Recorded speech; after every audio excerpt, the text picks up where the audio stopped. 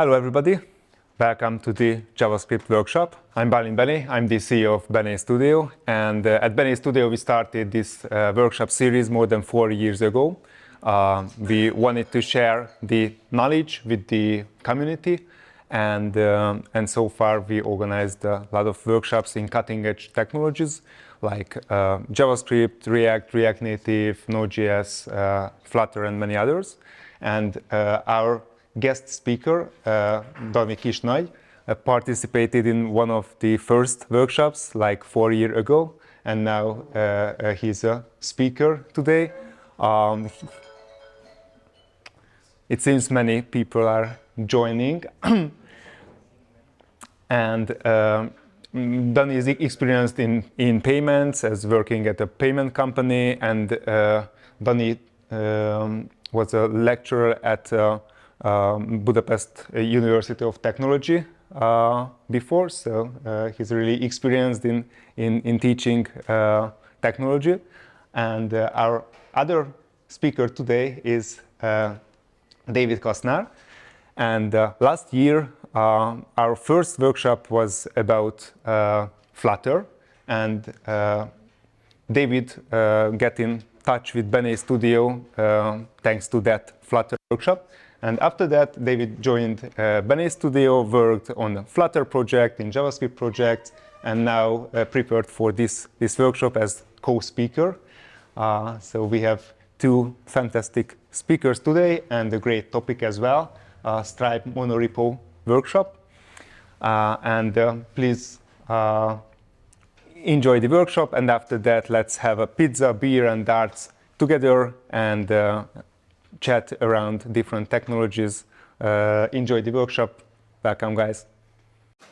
Hi everyone. So I hope everybody could connect to the Wi-Fi. If you didn't yet, you can see the password on the top left. You will need it. So I think we already covered that. I hope everybody had time to get these necessary things to participate in the workshop. But if you are behind, just raise your hand and we can't help. In the calendar event, there is a repository with some assets and with a document that we will leverage the magic of copy-paste. So let's get into it. What we will build today. So we will build two front-end applications and one backend that will serve both of them.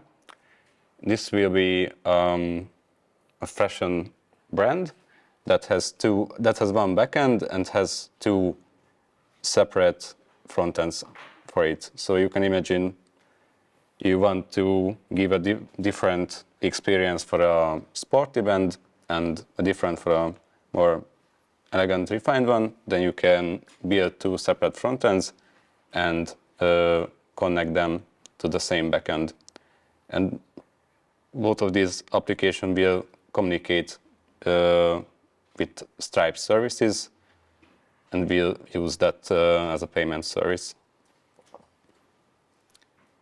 And all of this will live in a monorepo, where in one repository we will manage all of our code base, and the backend and the front end will live there separately, but both of the front ends will depend on a shared library. This can be very useful for code reuse. Okay.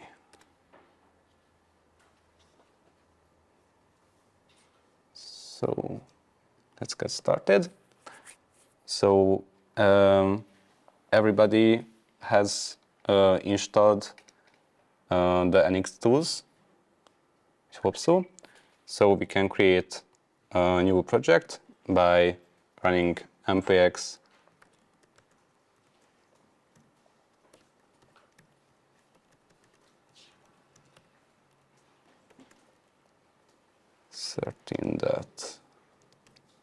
.4.5.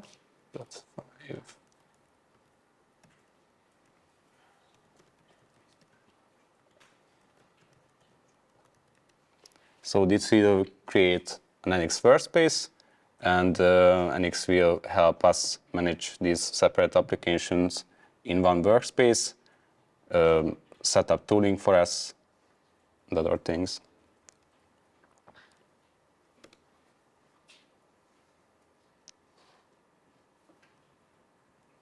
We will start with an Angular application with one of our frontends, and we will then add the second frontend and the backend as well.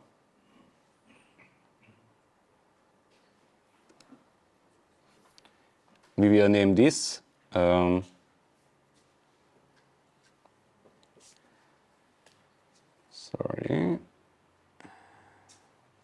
Elegant Brand Web.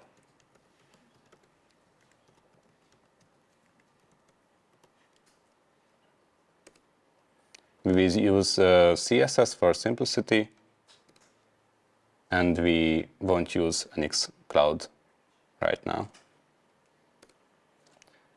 And this will take quite some time, so it's already time for our first break. And please raise your hand if you couldn't follow.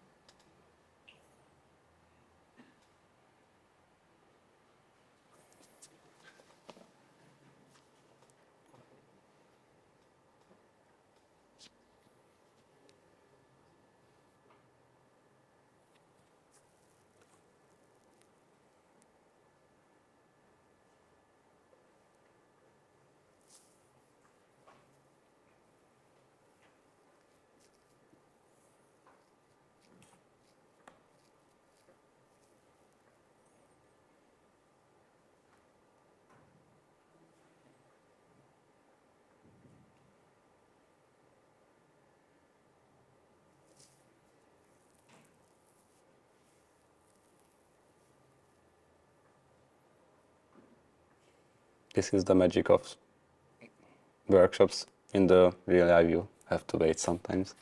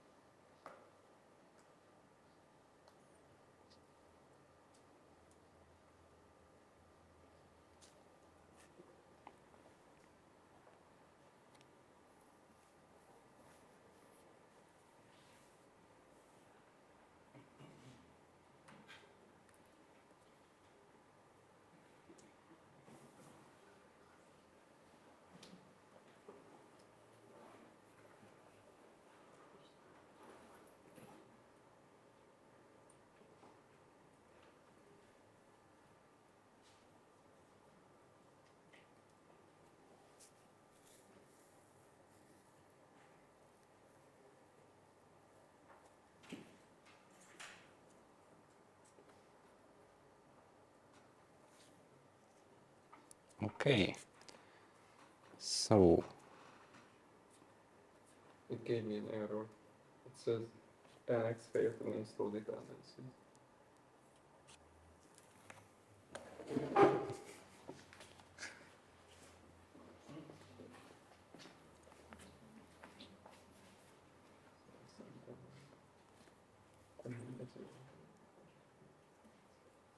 In the meantime, I will open the repository and we have some time to explore what was generated.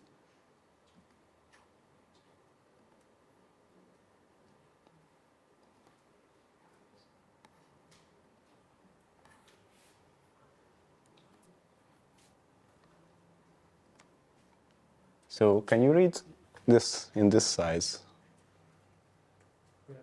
Okay. So this is our workspace. We have a folder containing our single front-end application called Elegant Brand Web, and also NX setup, Cypress and testing for us.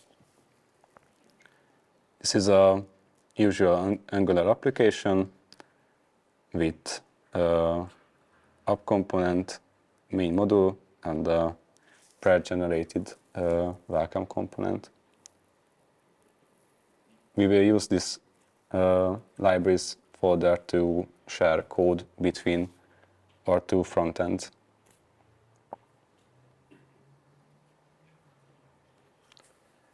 Did everybody finish with the generation? No, not yet. Okay. Wait for a couple of minutes more.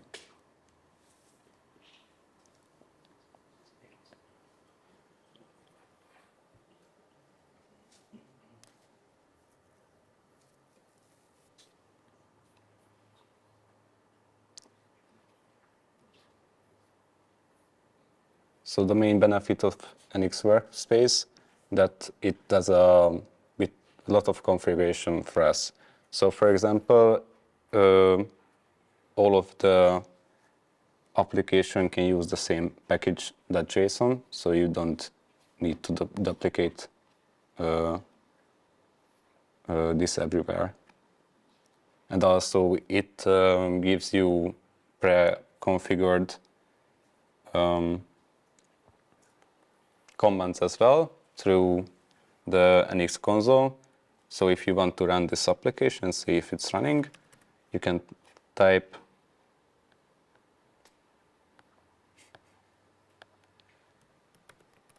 NX serve elegant brand web error.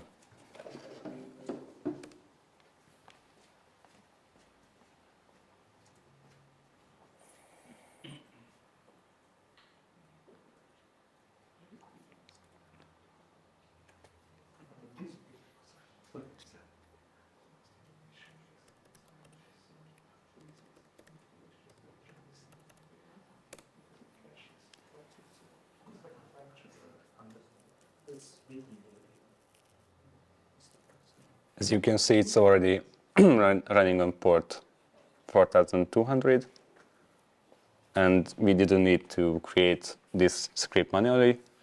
NX registered it and able to find it by its name.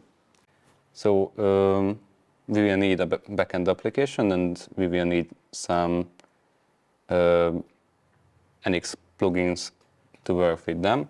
So we will need to install two dependencies.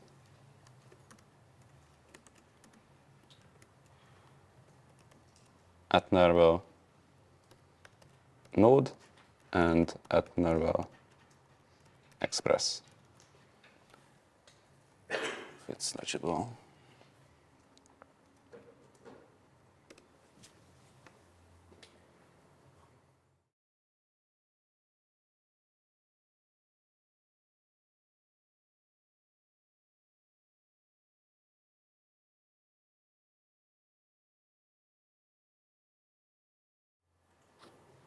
Okay.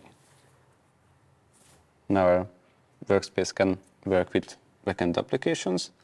So let's generate one.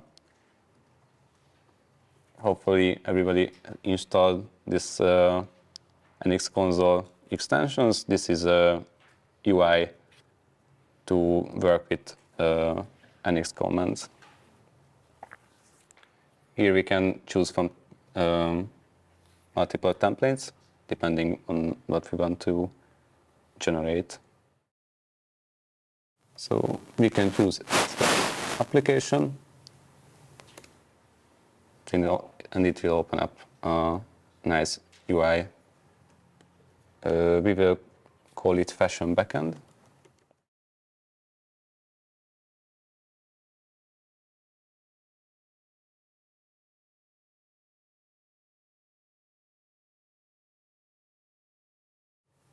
And we can specify a front-end application here, so it will set up properly for us.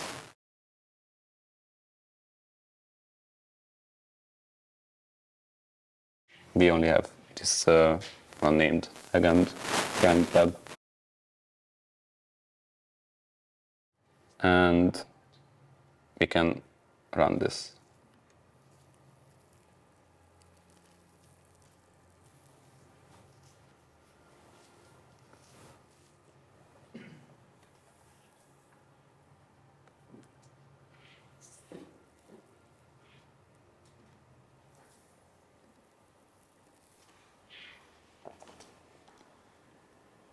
And this is generated an Express application for us.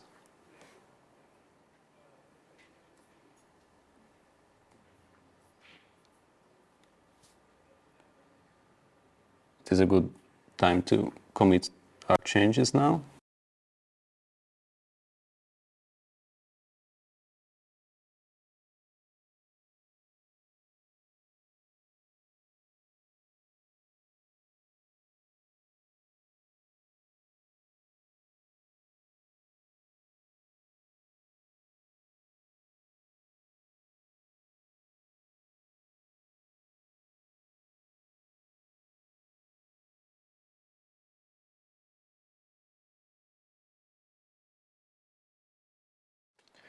And we will need to generate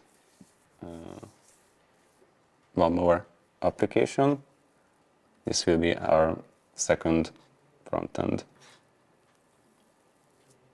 Choose Generate again, Angular application. We will name this Sporty Brand Web.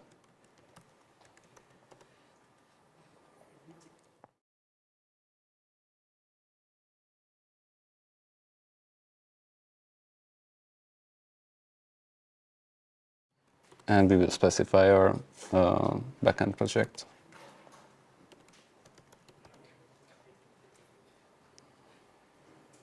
We can hit run. Sorry, what kind of application was generated? Angular application.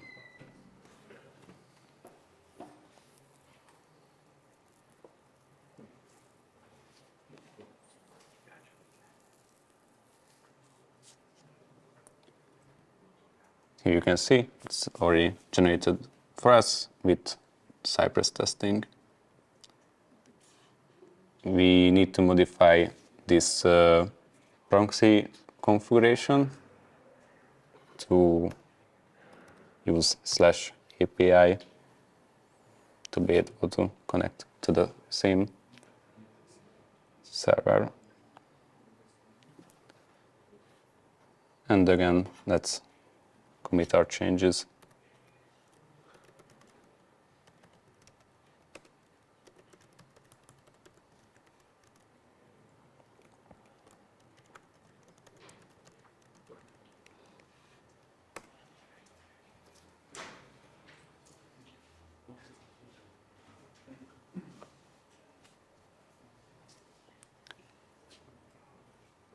Let's see if this backend works as well.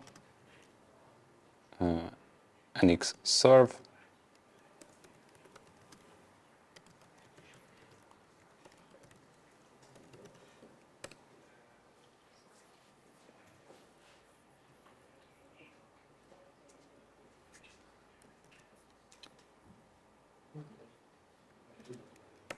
And we should see the dummy response here.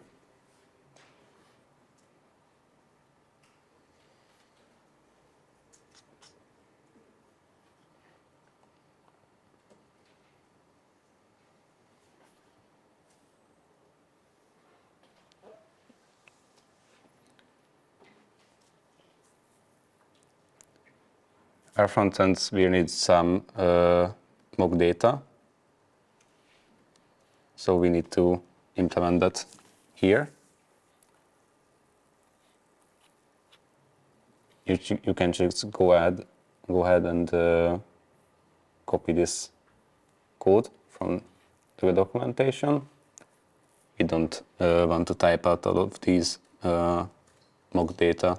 Does everyone have the link?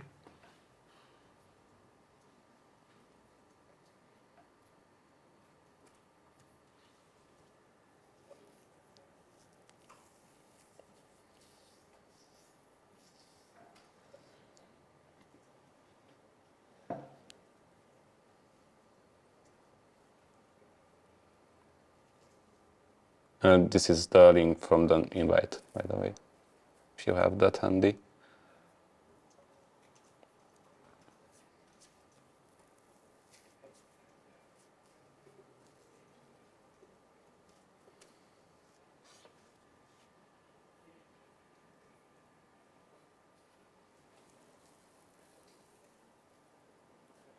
Everybody find this section? Okay. So we can delete this mock response and copy ours in. And this code starts with this line, which serves static files from our file system. And this will serve some static images, so our apps will be more visually interesting. So if you didn't clone this repository already, or didn't download it, you can just download it as a zip and extract it, and it will contain these asset files, and it will contain a CSS file as well, that we will need later. Let's summarize those commands which you were doing, because it just started to work for me after 3 years. So isn't it somewhere We are going to have a break in like 3 minutes, and I will help you then. Okay. Because I'm just looking for commands. Right. Okay.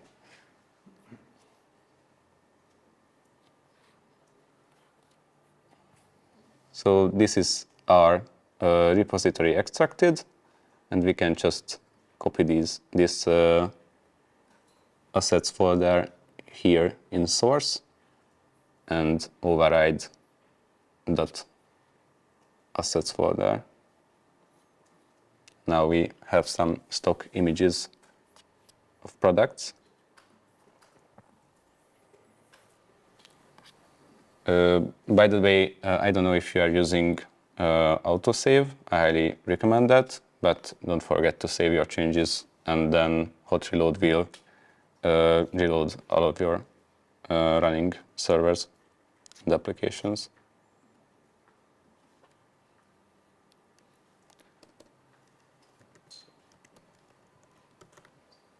Let's try API-/sporty,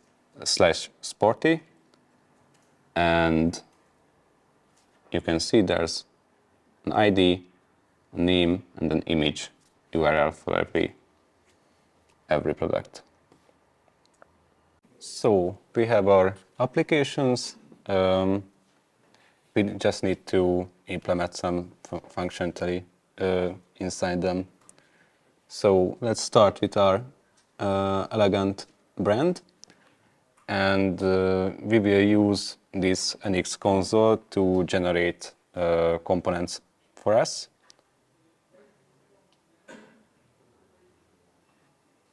So locate the elegant brand web source app folder, and you can right click and choose NX generate. And here we will choose component.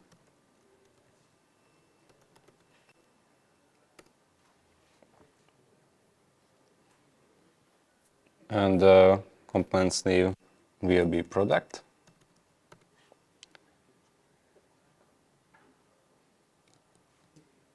And we will change the text to on push. And hit run, and it will generate this component.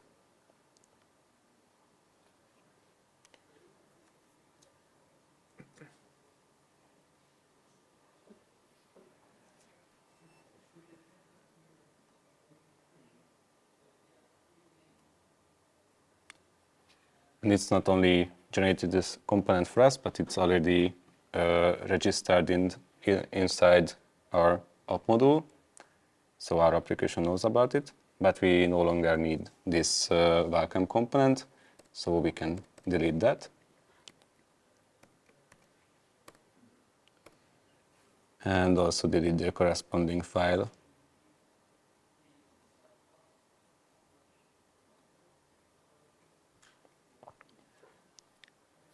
We also need HTTP client module, so our component can make network requests.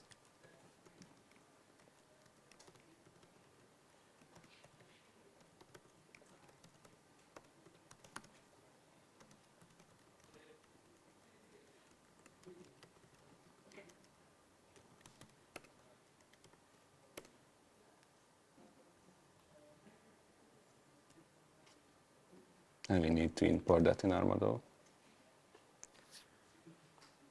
Okay, let's take a look at our product component. By default, it generates an init function for us, but we won't need that. So we can delete the interface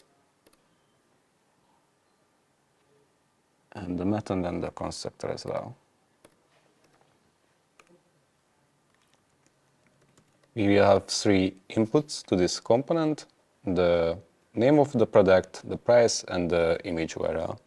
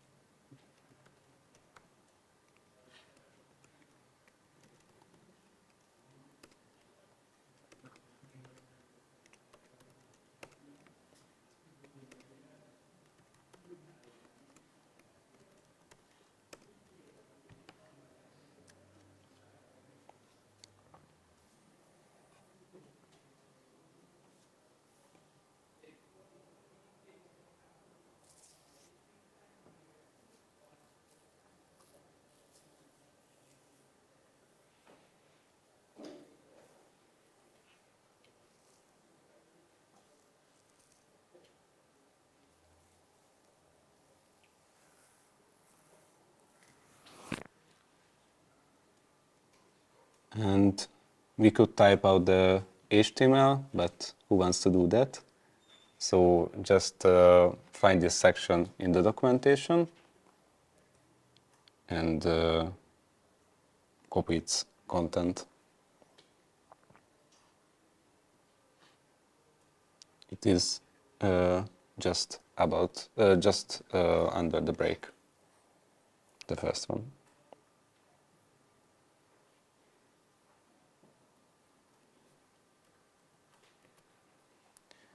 Here we have a containing div.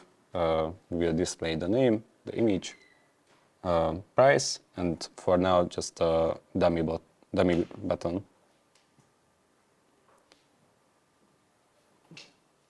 We will also need an interface to type the response from the backend. So let's create a file for that. Inside the app folder, create a file named product model.ts.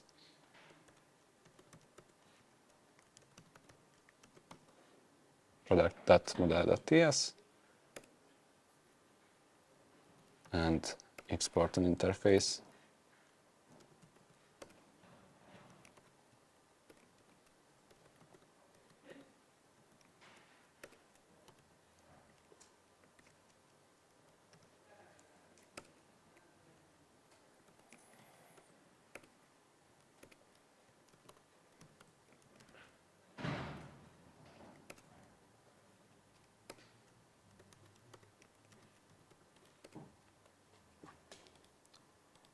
with name, price, and IMG.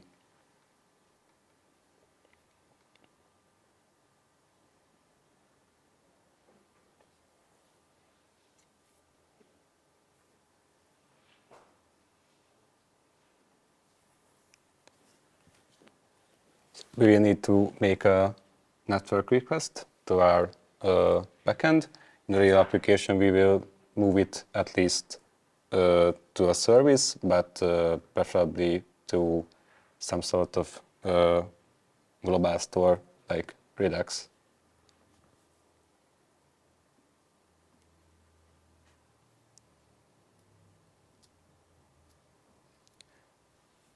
I think we can save some time if we copy this as well.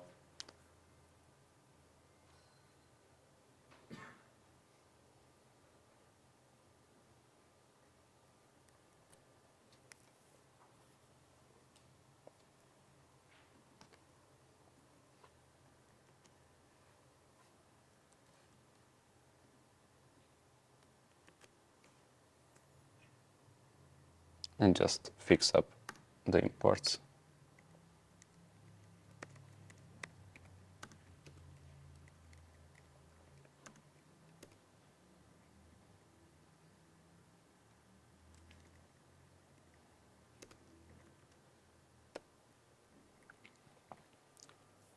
So we have here a product field, which is a list of products or null.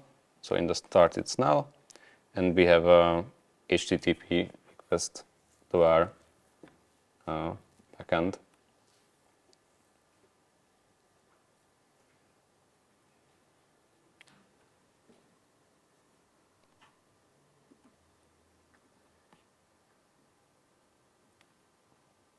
So this will request our data, and now we need to display it.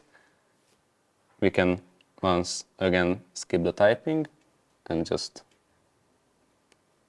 copy this of component template and see what it does. First, it checks if products are already present. If not, displays a loading text. If products are already received from the backend, then it iterates over them and passes the necessary data to our product component.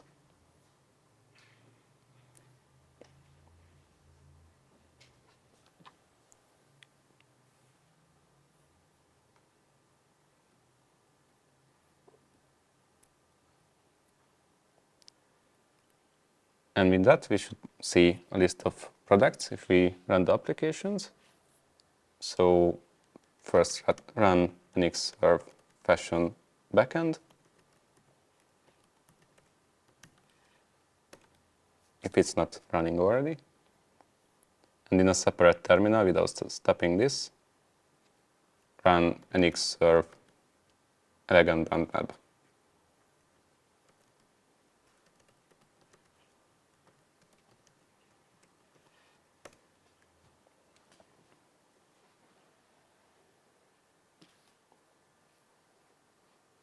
It will run on localhost 4200.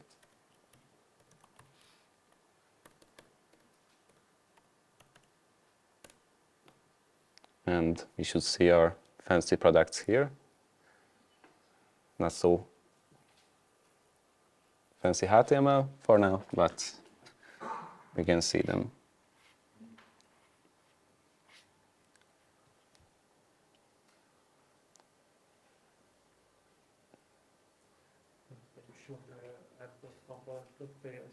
Sure.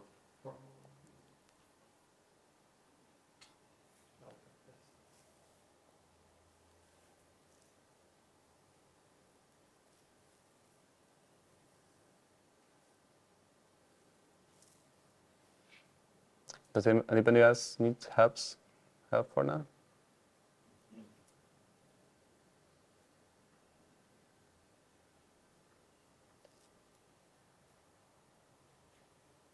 Tartjuk a szünetet most, vagy menjünk inkább tovább?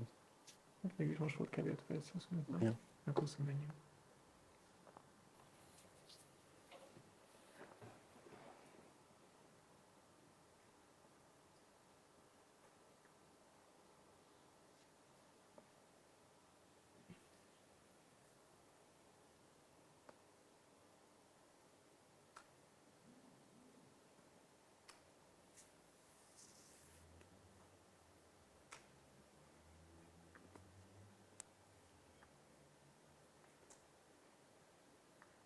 Okay, can we move on? Okay.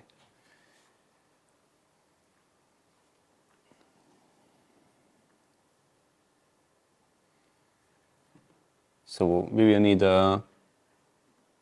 another product component in our second app, the Sporty brand web. For now, it will be basically the same, but you can imagine that these two could have completely different implementations. So inside the Sporty app brand web, locate the app folder, hit nx generate, and choose component.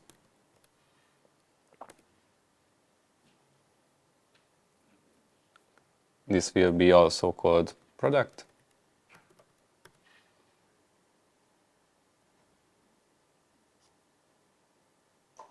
And it will use on-push change detection.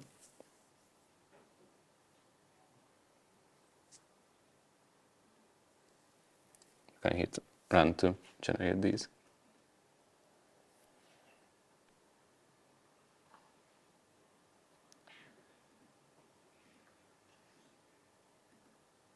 We can cheat a bit and just copy the files over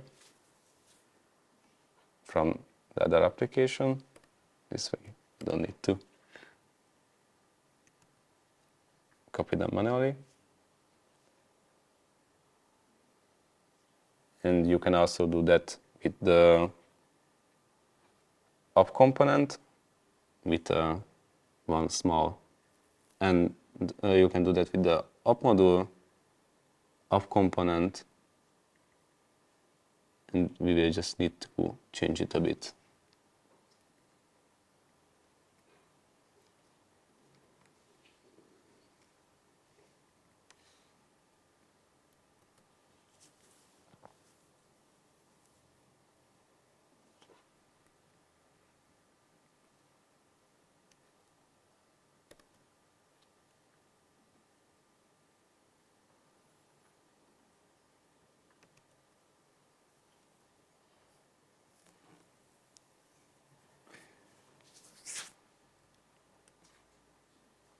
Sorry?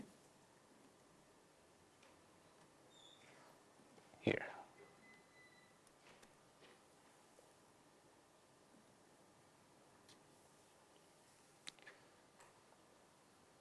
So our two applications are basically the same now. The only difference that we have to make is this will need to call a separate, different API.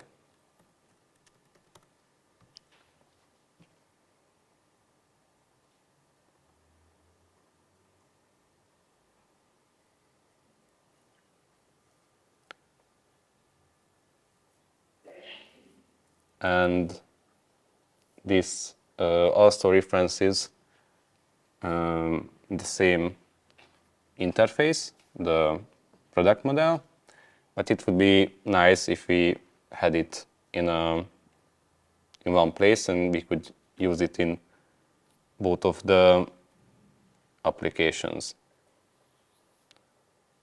For now, it would make sense for the product component as well, but we can imagine that there's more difference in our behavior. In the tree, select the libraries folder and choose nx generate and choose the library template.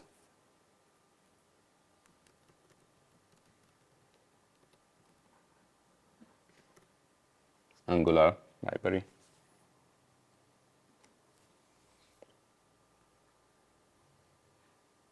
We will name it shared web.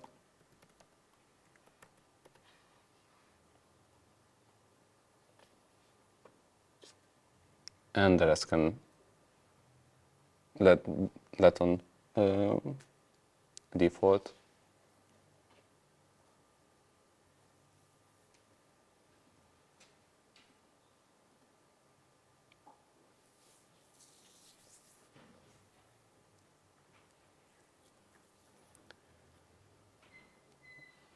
So we can move the interface 5 from the elegant front end to this shared library, and the two separate front ends can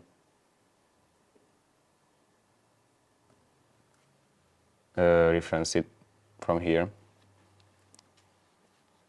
So we copied that file here in the library folder, and we just need to export it.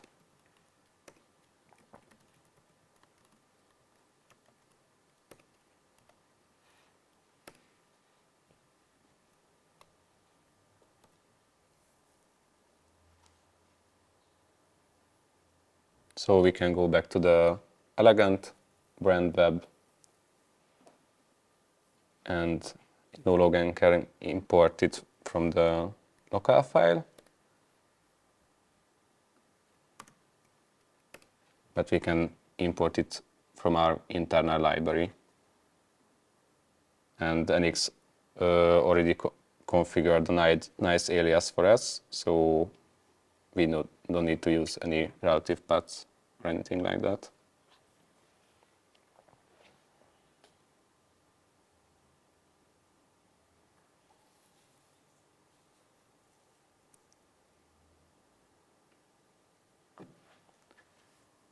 And now we can use the same thing in our Sporty application.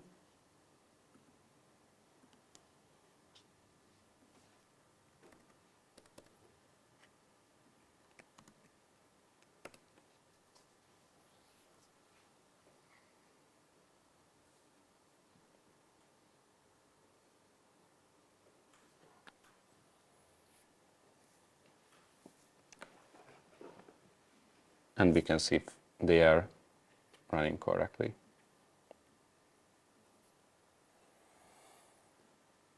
So we already have our backend running with NX-Serve Fashion backend.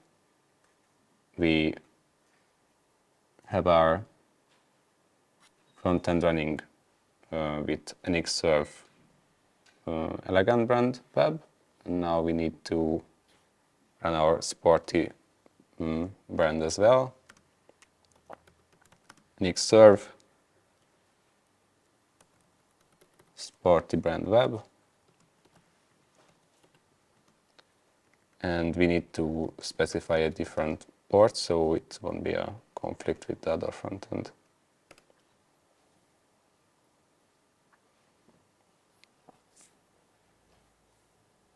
You can do that with -- port.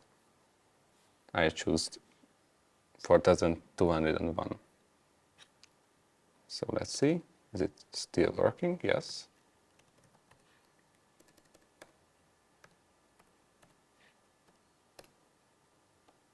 And we have our Sporty products as well.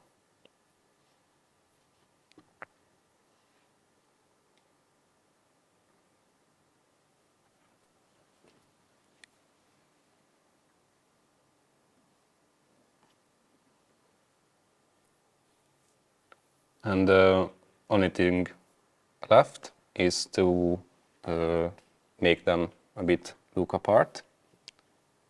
And to do that, we can use some prepared CSS that we will import,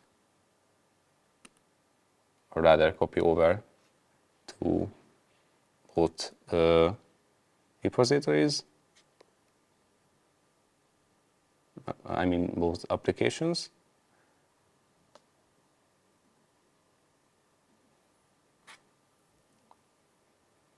So we can copy it from the repository to the source folder.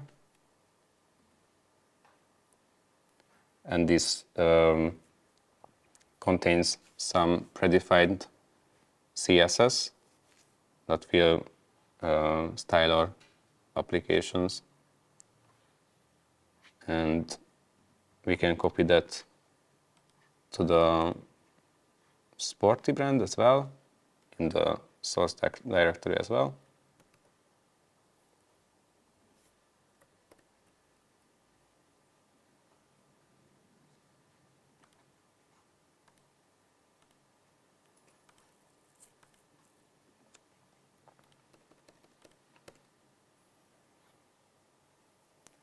And if you have this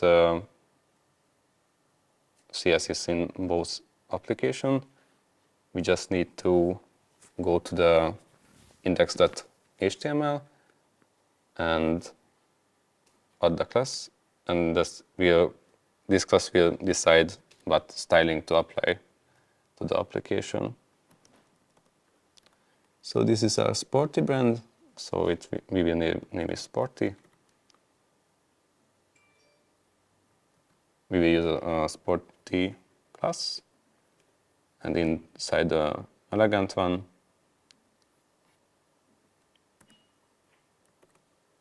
inside index.html, we add the class name elegant.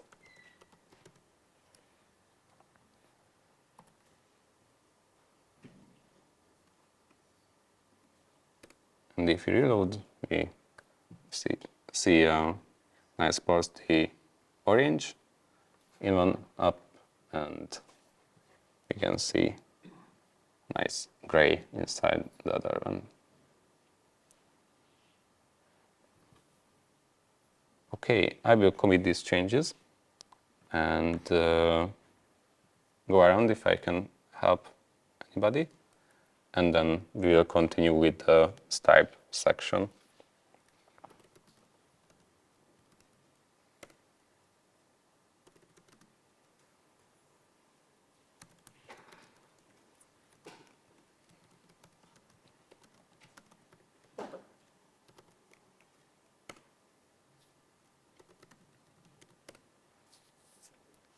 So I pushed it inside that separate branch. So the next thing we'll build into these applications is actually implementing something for the Buy Now button. And just to be on the cutting edge or even bleeding edge, it won't be your usual credit card form, but instead we will leverage Google Pay, Apple Pay, and saved cards from the browsers. And these are three separate APIs, but Stripe has a wrapper around them, and this is what we are going to use. If you Google payment request button, then the first result is basically what we are going to build. And now, depending on what you see here, kind of determines how far you can get with trying this out. So for instance, now I see a Google Pay button here because in this Chrome window, I'm logged in with a Google account that has Google Pay enabled.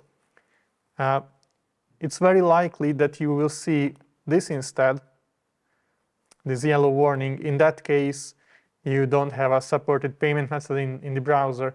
Either way, we will carry on and implement the code. But when it comes to trying it out, this will make a difference. This button can look three different kinds. It can be a Google Pay button, an Apple Pay button, and there's a generic one which is kind of called Stripe Pay or Pay Now. This one is used for cards that are saved in the browser. You know, when Chrome offers you to save your credit card, this is where it goes. Now, this uses a W3C standard that's constantly evolving, and it kind of broke with Chrome 100, so we can't try it right now, but technically this is what it would look like. So instead we will shoot for Google Pay now, and I will also say a few words about Apple Pay in the end. So with that intro, let's move back to VS Code. And in the shared library, we will generate a component that will handle this fancy button for us. So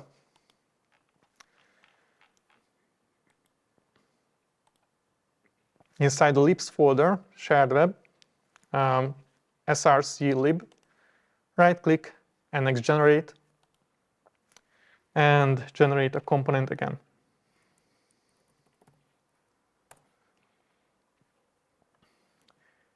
it will be called Stripe button. And there's a check mark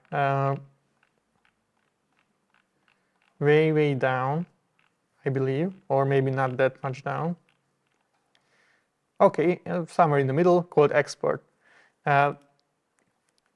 By default, when you generate a component, it's not visible outside your library, and with this check mark, which is essentially a command line parameter to the NX generator, tells it to export the component. So we will now run this. And if all is well, a new component will appear here. We will use Stripe APIs both in the browser and in our node-based server. In the browser, we will do it old school and reference a script. So the easiest way to do this is just again go to the workshop guide and copy this script reference to Stripe. And we will add this to index.html in both our applications. So elegant brand web, src, index, and sporty web, src, app, sorry, not app, index, and here as well. And for the backend, we will run npm I Stripe.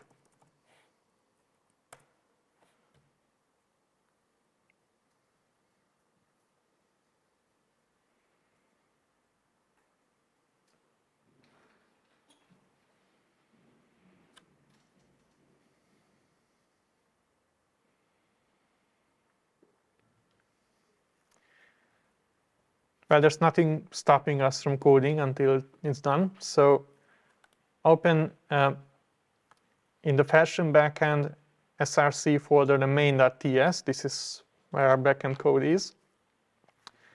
And first, we need to teach it how to handle JSON requests. So app.use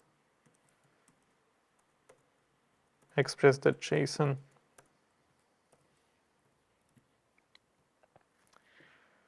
And the second thing we will need to do is a bit of refactoring, if you will. So again, this application is somewhat simplified and we don't have a database for our products. So instead of a database, we'll just have some arrays we kind of already have. They are just in line. So in the first endpoint, the elegant endpoint, let's select this array, all items and the square brackets, cut it, and put it into a variable called elegant products. And once you did that, of course, you need to patch this up. So as products, return elegant products in this endpoint. Do the same thing for the sporty endpoint. So select the whole array, including squared brackets, cut, sporty products, and reference these here.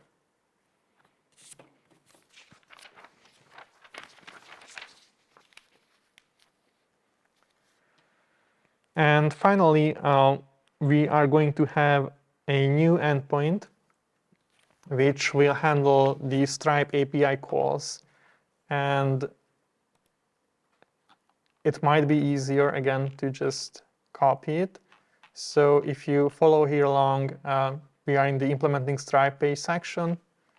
We just refactored these arrays. And here's this section that starts with the Stripe init endpoint declaration. Just copy this whole thing and put it after the last endpoint description. And this is where we'll see who did the homework. So in the prerequisites for this workshop, we asked you to bring your own Stripe account. If you have that in your Stripe dashboard, you should be able to copy your secret key. I'm going to do that now with mine.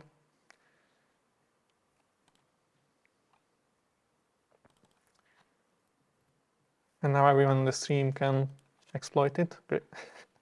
Well, don't worry, it's just a test key. So don't try to type it, use your own.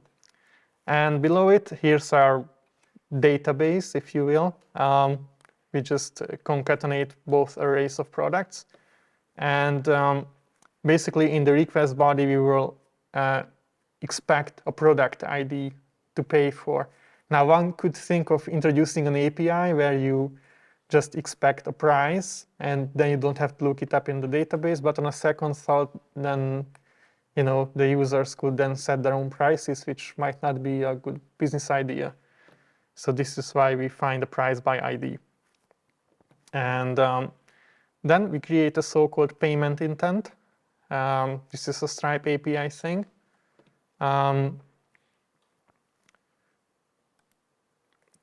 It needs the product's price multiplied by 100. This is quite common with finance-based APIs.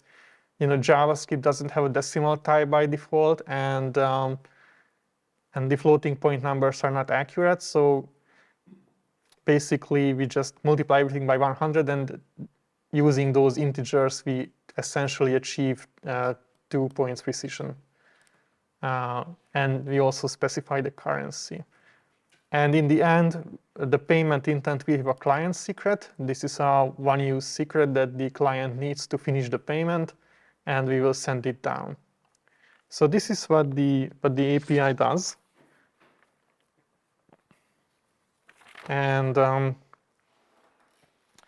now it's time to write our component. Now there's some maintenance to be done before that, because you may remember that our product model in the library, so shared library, shared web, src lib product model, we don't yet have an ID. So let's add that.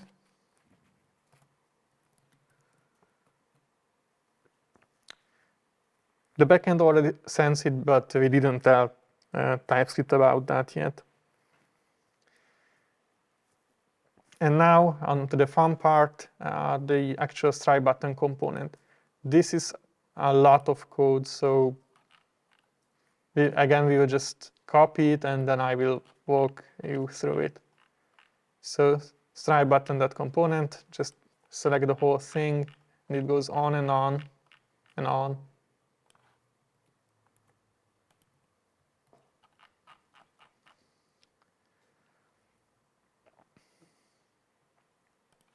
So first of all, we declare Stripe as a global constant. We specify the any type. If any of you are familiar with TypeScript, this essentially turns off type checking for this, which is definitely not ideal. But it needs some setup for Stripe typings to work, because unfortunately it's not as straightforward as it should be. So we'll just skip it for this workshop. Then the component has states, which again, for simplicity, we will handle inside the component with some strings. As David said, in our real-world application, we will probably build a proper store, like a Redux store around it. But we will just do everything inside the component for now.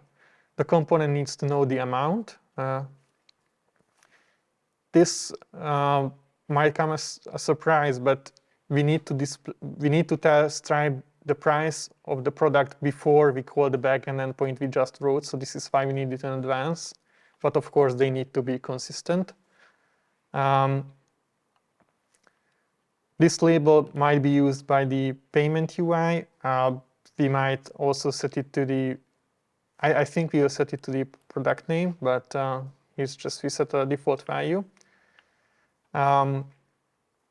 We need this static number because of some hacks that I will need to get into a bit later, bear with me. Finally, there are two more variables, the payment state and campaign, and you might see this $sign in the end. For those of you not familiar with Angular, we usually use this notation for observables.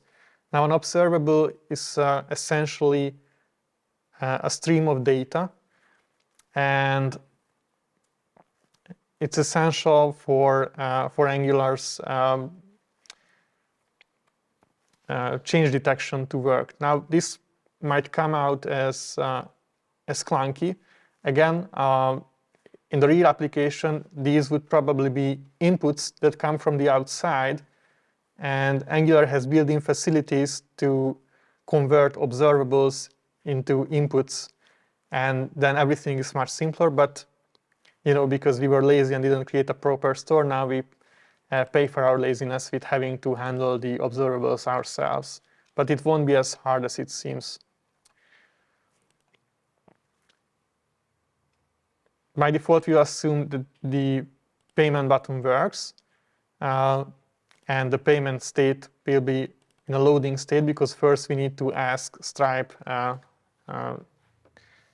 about the availability of this payment method.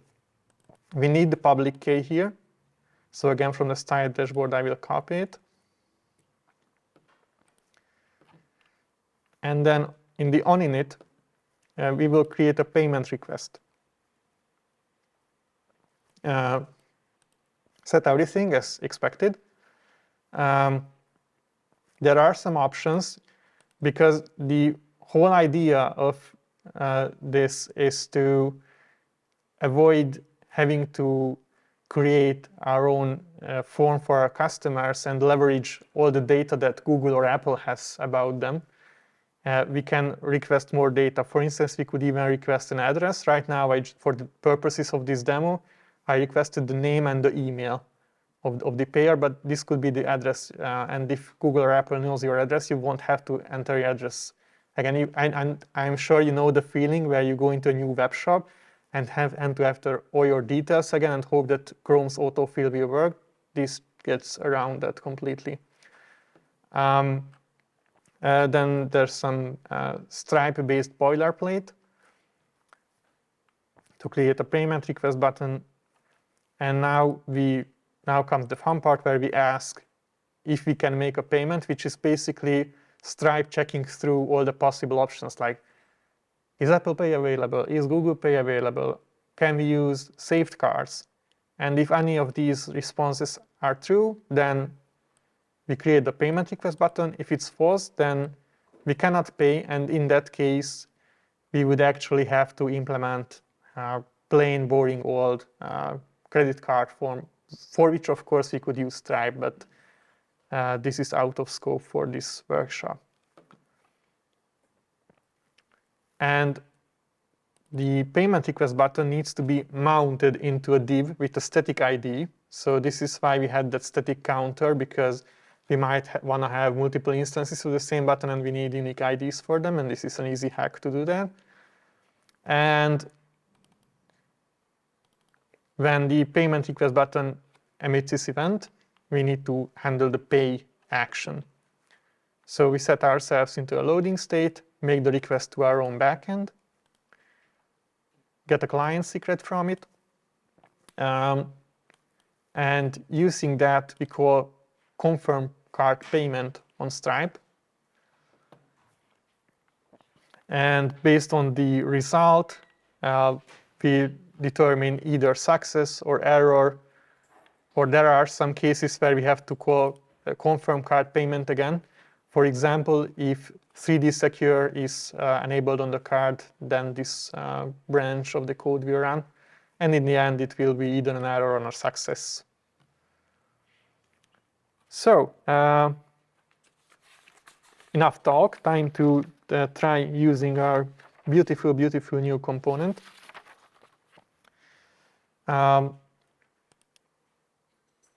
Sorry, I lied. First, we need to also copy some HTML.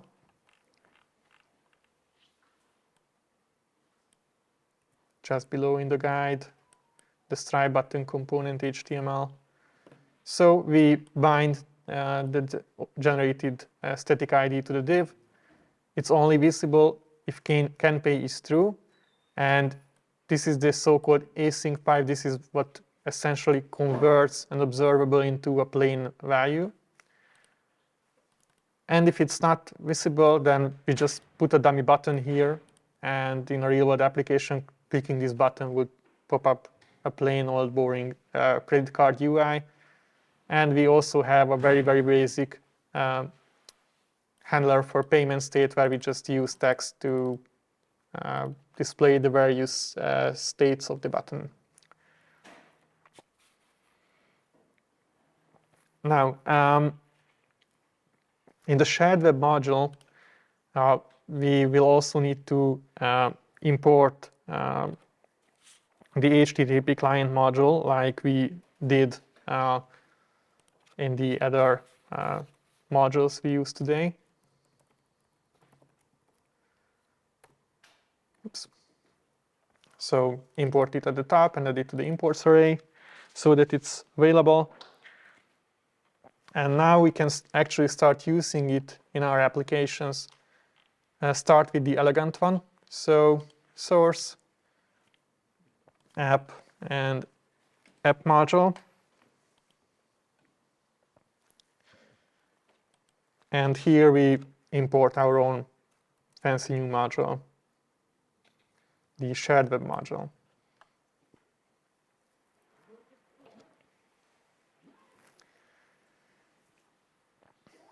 Before we forget, let's do the same thing for the sporty app.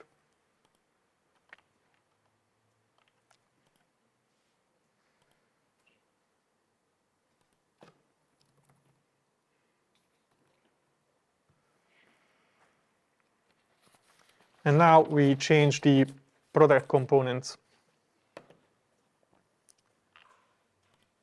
So again, elegant app, src app product component.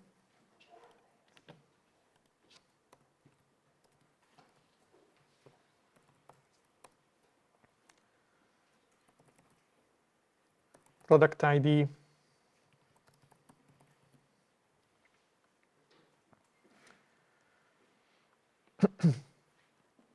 And in the HTML, replace this dummy button with our new component,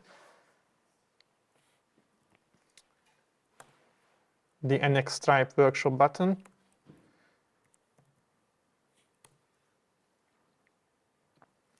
And we have to fill in all the details. So the amount will be the price. The currency is just oof. The label is the name of the product. The product ID is the product ID. And that's all there is to it.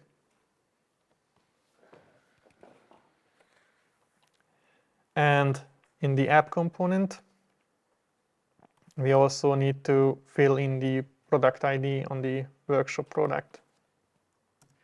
So product ID equals product.id. This is why we had to add it to the interface. Now, quickly do the same changes in the other application. So first, we added a new input. Let's do that also in the sporty version of this component.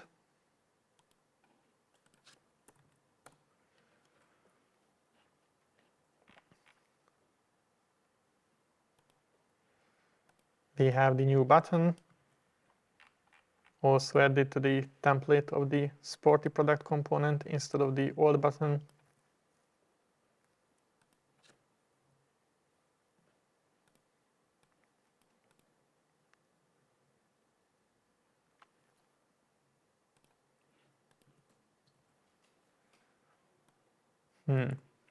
That's interesting.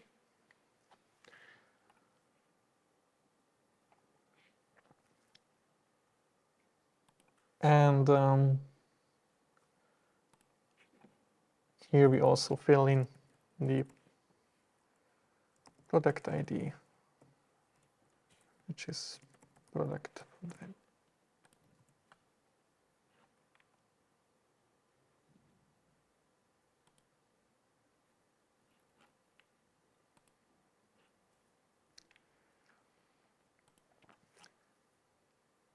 Okay, I won't bore you with trying to find my own typo. We will only test the elegant app anyway, and they are the same. So, you probably have all the applications running. I don't, so I will just kickstart them. So, serve fashion backend.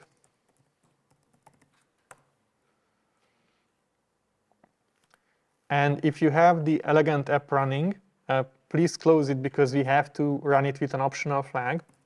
So nx serve elegant brand web. And we also add disable host check. So by default, the Angular development server has this security feature which tries to prevent external access to your local development server. But we actually want to do that right now. While it compiles, I will explain it why. So first of all, in the same payment request button page, we have a sequence diagram that explains what we are going to do. So once the button is clicked, we will ask our own backend to create a payment intent at Stripe. Stripe returns the payment intent, the server returns the client secret to the client, and once the payment is finalized, confirm card payment is paid, Stripe attempts the payment, and the client knows that it succeeded. And notice that in the second half, the server is not notified. The server can later on use Stripe APIs to ask for the status of payments, but it's not required at that stage. And to try that, if you work with Stripe before, you know that for test keys, Stripe allows access through HTTP, but the payment request button requires HTTPS. And it's really not straightforward to access localhost with HTTPS. So this is why we asked you to download ngrok, because ngrok will create an HTTP proxy for us. And we need this disable host check thing for that to work. So once the application is running, either you added ngrok to your path, I didn't, so I will just go into the folder where I have it and run ngrok http 4200. This is the port where the application is running. And it will generate a random URL for me. Let's select the one with HTTPS and copy it. And here we go. Well, technically that's kind of true, because visiting someone's ngrok URL might be, a Russian hacker trying to steal your card data, so Chrome is technically right, but now I know that this is me, so I will just proceed.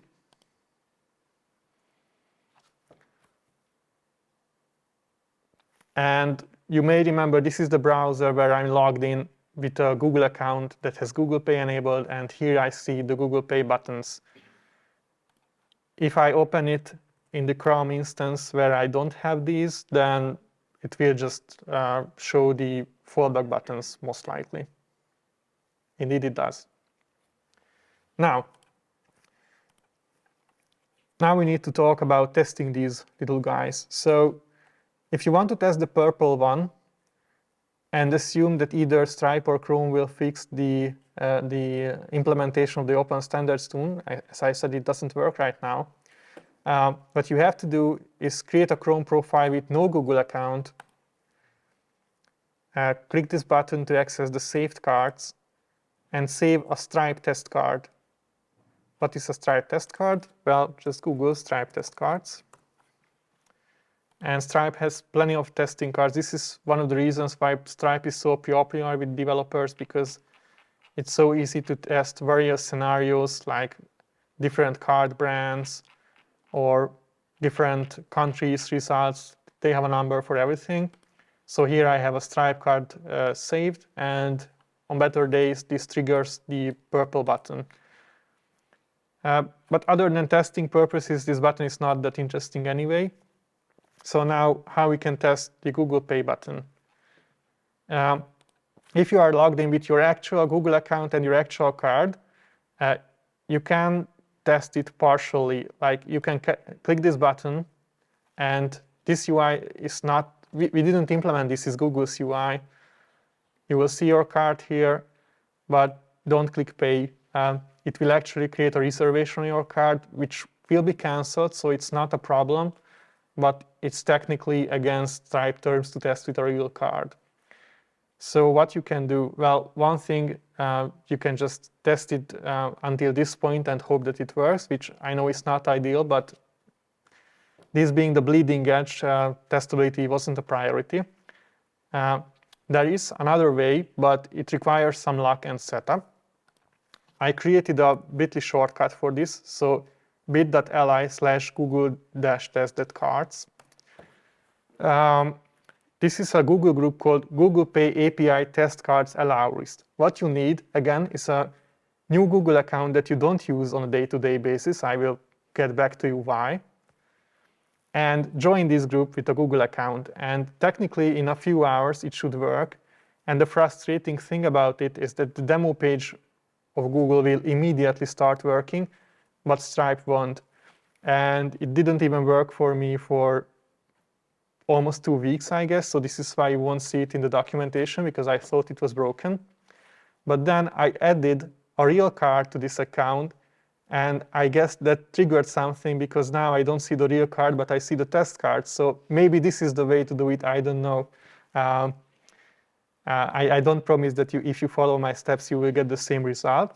But as luck has it, this account now actually has test cards. So I will there clicking the pay button.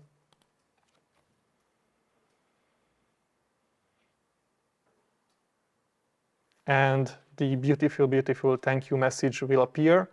And if I go to the dashboard of my Stripe account, then I will even be able to see this payment. You can see I tried this in the afternoon, but this is the brand new payment just 1 minute ago. And we have the customer email because we requested it. And we have everything. So,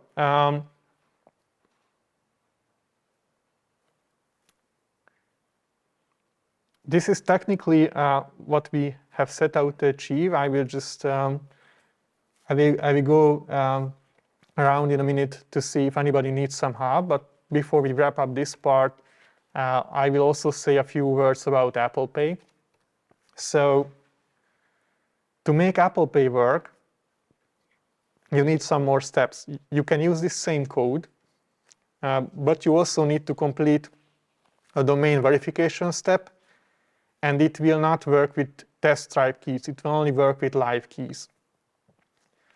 The domain verification step requires you to download a static file from Stripe, put it in a very specific path under your domain where the application will be hosted.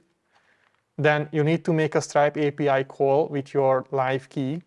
Then wait a few hours, and if all stripes align, then you will be enabled. And then what you need is a Safari browser with an account that has Apple Pay enabled, and then you will see this this Apple Pay button. But again, it only works with live Stripe keys, so I don't know any way of testing it with the test card right now. There might be, but I surely don't know about it.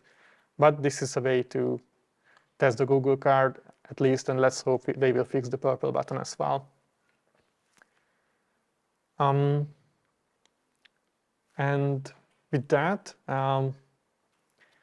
there you have it. We have a beautiful shopping application in a monorepo with a one-click pay button in supported browsers.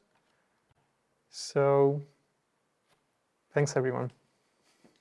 Thank you very much again for this great presentation and this great interactive workshop.